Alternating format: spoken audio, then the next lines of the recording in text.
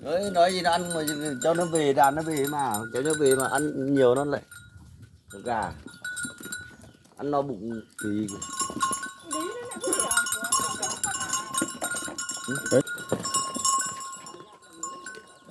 ta phải trả no giao nhún giao đi được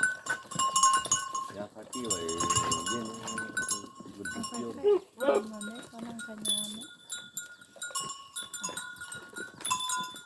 ta địch mày ba bảo vệ cho nó luộc cho người lại đi